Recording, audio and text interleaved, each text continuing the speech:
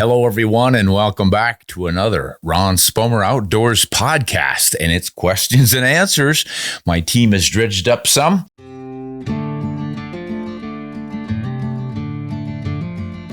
that I have never seen before, but something different this time. They tell me they're going to get me some that I've already answered for our patrons. I always answer the patron questions immediately, and there's some pretty good ones. So the team went into Patreon and found some, so I get to readdress those for the rest of you. So our first question of the day is from Jeff. Jeff asks, is recoil impacted by chamber working pressure? Okay. Chamber pressure is the pressure that develops inside the chamber of your rifle when your cartridge goes off.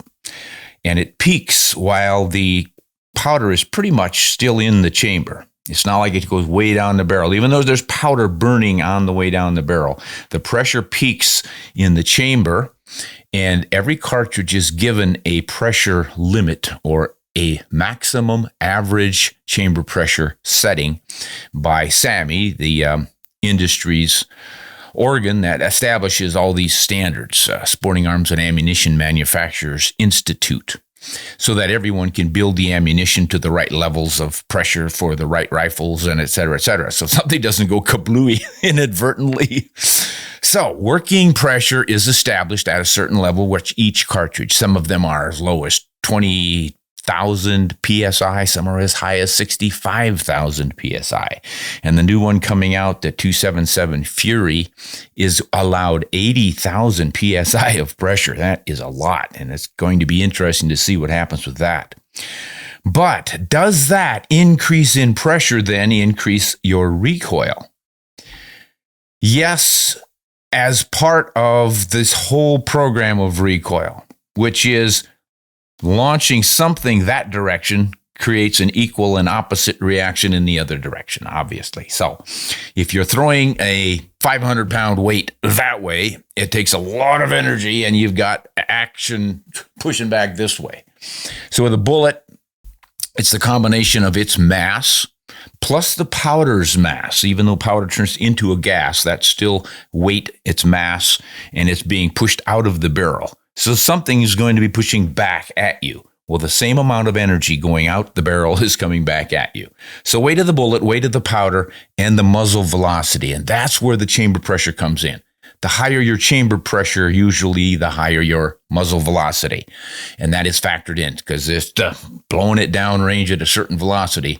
Obviously, if you're only throwing it 1,000 feet per second versus 3,000 feet per second, the 3,000 foot per second rifle is going to kick more than the 1,000.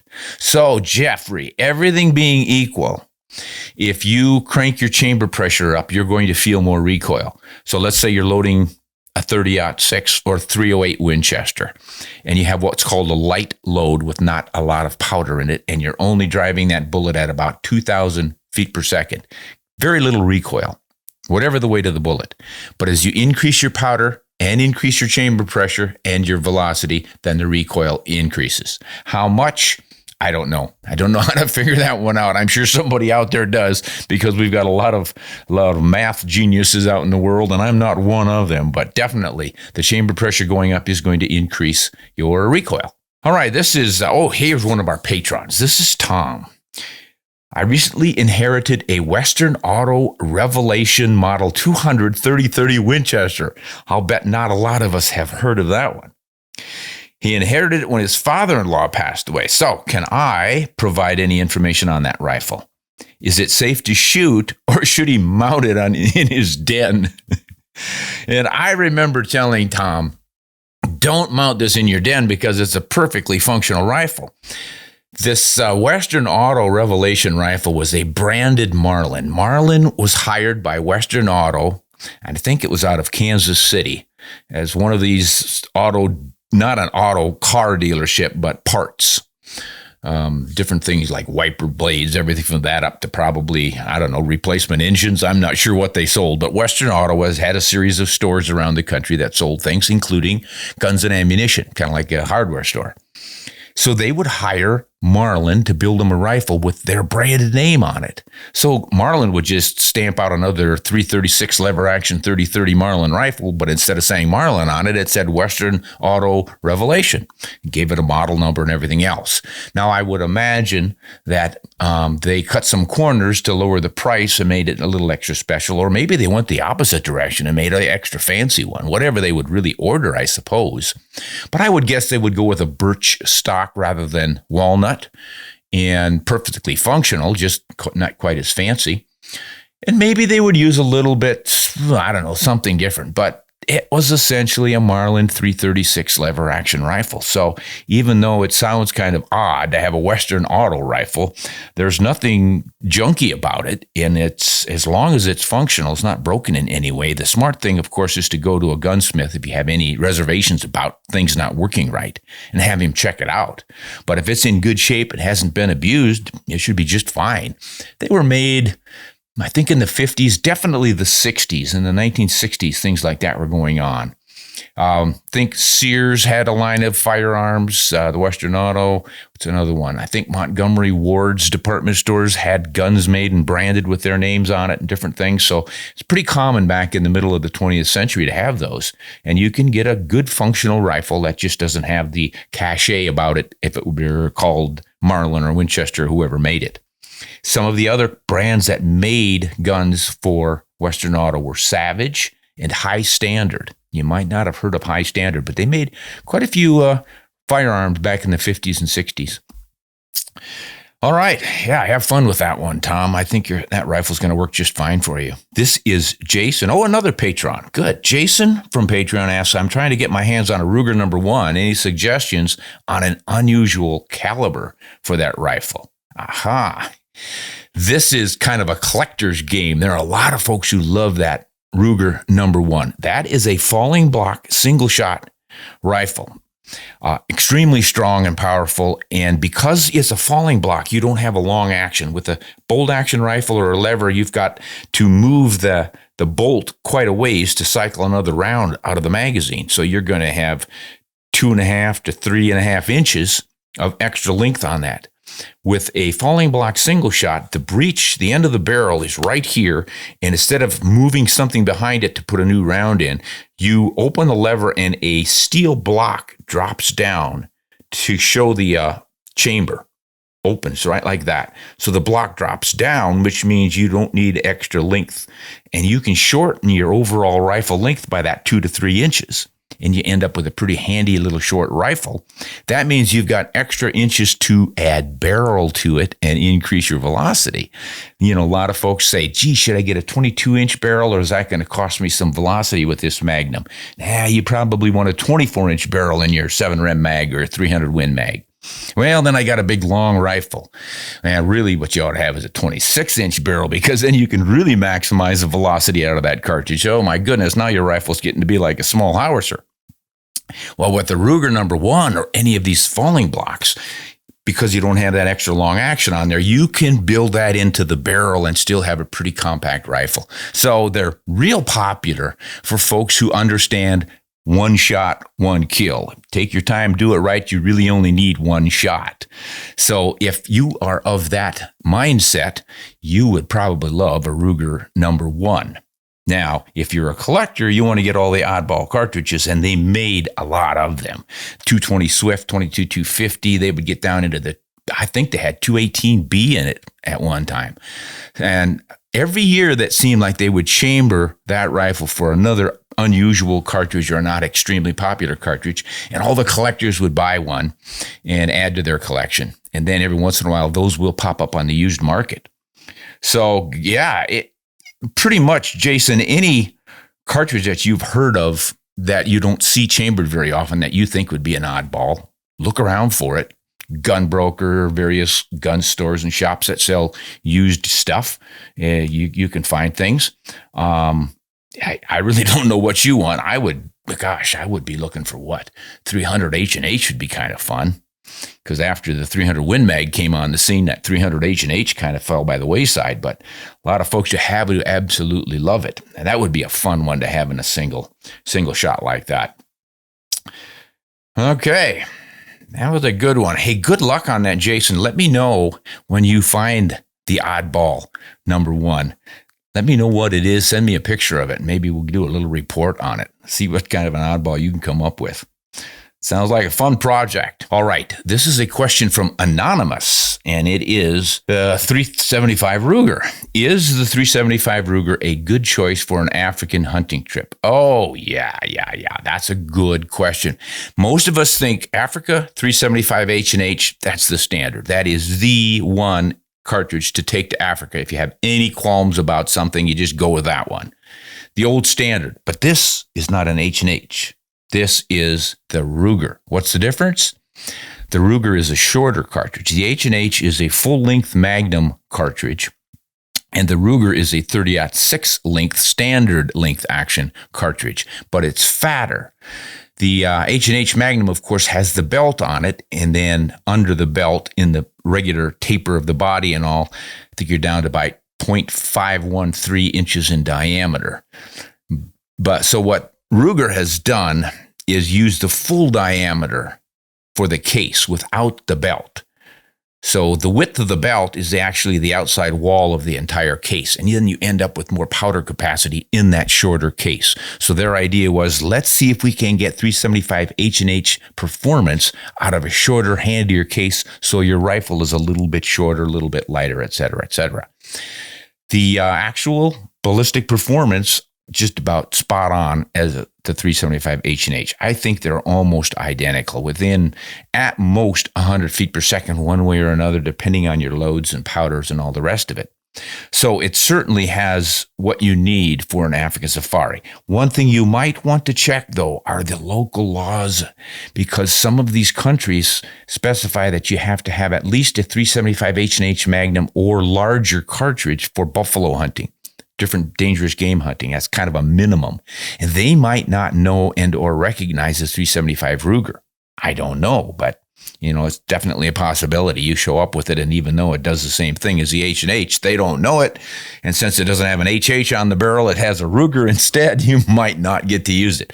I doubt that, but it's definitely a possibility. So ask your guide outfitter PH. Let him know that's what you want to bring over there, and she should have the answer for you, because I'm sure he's had to deal with that sort of thing many times.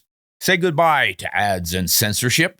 With RSO TV, you get access to all of my videos ad-free with no censorship, so you get guns and shooting and rifle reviews and hunting scenes, and you get 15% off at the new RSO TV store. So click the link in the description below or here above. Sign up. We'd love to have you. Okay, this is Dan. Oh, goody, another Patreon. Dan from Patreon asks, I have been wondering about rifle barrels. Well, you're not the only one, Dan. Does it make a difference if they are button rifled or hammer forged? Do you have a preference? And if so, why? Well, it can make a difference. Rifle barrels can be manufactured with cut rifling, where they literally cut it with a sharp carbide blade, or you can button rifle it, and by that is usually you push a button through it with so much force that you iron in the rifling grooves, if you can believe that. And then the hammer forging is an interesting one, because you literally pound a billet of steel around a mandrel that has the reverse rifling on it, so there's no cutting involved. That one is pretty popular with most modern firearms because it's so consistent and there's no cutting involved, and it's fast. Big machine that does it, this hammer machine. And I've watched it making some Model 70 Winchesters, and they had a billet, big, thick steel billet with a hole drilled in it. This is another nice thing. You can drill a really straight hole on a short piece. If you get a full-length barrel and drill that hole, it's kind of a challenge to drill a straight hole. And once you've got the hole drilled, then you have to cut the grooves in it. So with this short little billet, a little easier to get a nice straight hole. Then you slide the mandrel in there. Now the mandrel would be like a cleaning rod with rifling on it. And you slide that in, and it's probably 24 inches thick, 26 inches long, whatever length barrel you're going to be making. Then you stick that into the billet, put it in this machine that has all these hammers on it, turn it on, and it starts pounding. And oh my gosh, plug your ears, because they are going to pound that steel into a skinny little rifle barrel, 24 inches long, instead of a 12-inch billet. It's crazy. But when it comes out, you've hammered that steel around the reverse rifling on that mandrel. Then you pull the mandrel out. There shouldn't be any tears or rips of any kind from any kind of machining. There's no cutting involved. So it can make for a darn smooth barrel and really quite accurate if everything is done right. And that's why the mass marketers here are just building out one rifle after another with this hammer forging system. Now, the cut rifling is still done by many, and the people who perfect the art of cut rifling can really make some accurate barrels, and they have been known for extreme accuracy for a long time. And so what I'm trying to tell you is that I cannot predict which ones are going to be more accurate. They both can be. I just think it's a little easier to make an accurate one by that hammer forging. Now, the button rifling or the broach, and I sometimes get those confused. I think they're about the same thing, but they're pushing that button through there to iron it in. The broach might have some cutting edges on it, and they do it all in one pull. But the button one where they press it in, the challenges there are stresses. You can imagine the steel getting squeezed or forced into a new shape, the kind of force that's required. You might end up with some different stress levels throughout that barrel, and that can affect the accuracy. And of course, there's going to be some spring back, I would imagine, from doing that. So if you squeeze it out yay far and then it bounces back about yay far, they have to factor all that stuff in and understand it and know their steels and how that particular type of steel is going to respond, et cetera, et cetera. So a lot of times I think with the button rifling, they end up doing some cryogenic treatment afterward to relieve the stresses. So something to think about. But in general, any barrel maker with a decent reputation is putting out some really precise and accurate barrels. In today's market, you just can't afford to put out a schlocky barrel. No one's going to stand for it. The factory rifles are so good now. You can buy these $300, $400, $500 rifles that shoot MOA right out of the box with factory ammunition. And 30 years ago, you had to spend a lot of time working on a barrel to get it to shoot that well. So I think that hammer forging is really pretty impressive. But if you want bench rest accuracy, you might go to a cut barrel, maybe even a button rifled one. There'll be someone out there who's a famous barrel maker who has his technique down just right, who can really produce some fine barrels. So you might want to look into those for any kind of real precision shooting. All right, here is one from Anonymous again. I've read opinions online that the .338 isn't really a good step up in caliber from the .30-06. What are your thoughts? Well, first of all, we're going to specify which .338 we're talking about here. I'm going to assume you mean the .338 Winchester Magnum because that's what most people are familiar with. It's been around since 1956 or 8. The new ones are the .338 Remington Ultra Magnum, the .338 Lapua, .338 Federal, and the .338 RPM from Weatherby. That's the newest one that just came out. So the .338 Winchester Magnum is sort of the standard in .338s.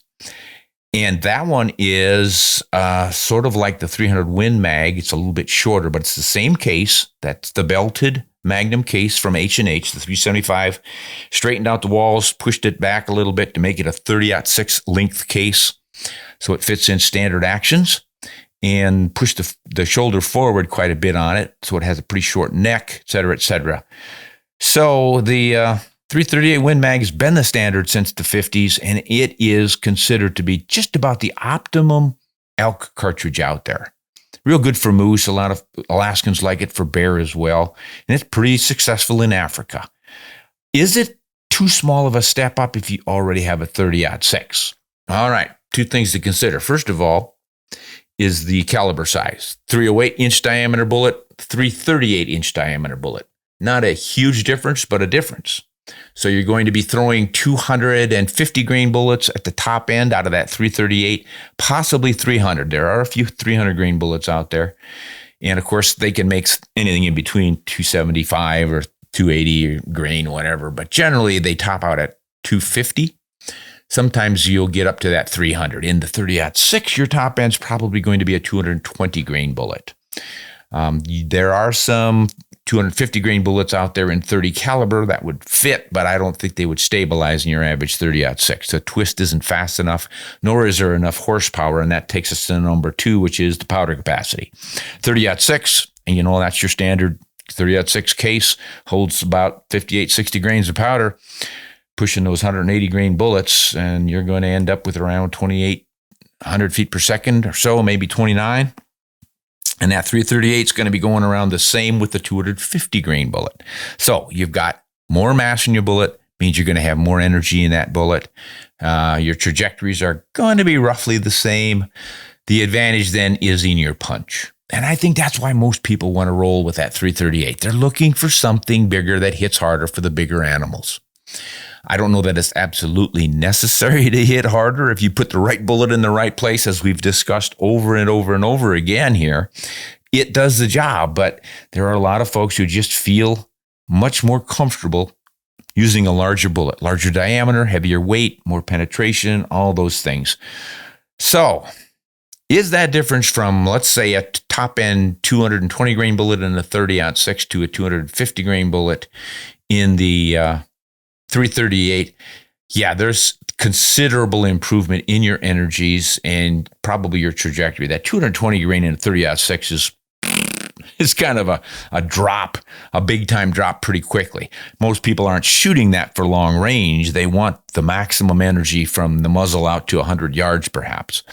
Whereas with a 338, you're going to extend that a little bit more, and you're going to have more energy up close too. So that, I think, is what people would look for the rare but deadly charging grizzly, for instance.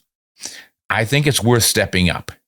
Now, if you really want to make the big step up, you're going to probably go to a 35 or 37 caliber. In 37, you're talking 375 H&H or 375 Ruger, perhaps. In the 35s, you could just go from the 30-06 to the 35 Whelen, which is the 30-06 case, necked up to 35. And a lot of folks like that. They claim that thing performs all out of proportion to its size.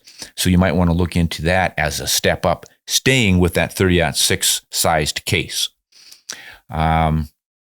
But I think it's worth it. If you're shooting a 30-06 and you want to step up, 338 is not a huge step up, but I think it's worth the step. All right, good luck. And this is Daniel's question. Why do you think 30 calibers aren't as popular anymore? Aha. A couple of assumptions here. Are they really not as popular? And I guess the other assumption is you're assuming I know something. I would have to agree with you. I really don't hear that much about the 30s compared to the 6.5s and the 7s now. They do seem to be taking over. And I think the reason is the long-range shooting and laser rangefinders. Once laser rangefinders came in around 1999, shooters started to figure out, you know what? If I know the precise distance to my target, and I know the ballistics of my load, and I know the drops of my bullets, I know just where to hold to put it in there at all these different distances. Really, the only concern then is the wind deflection. And I've got to really, really practice and study to understand and work with that.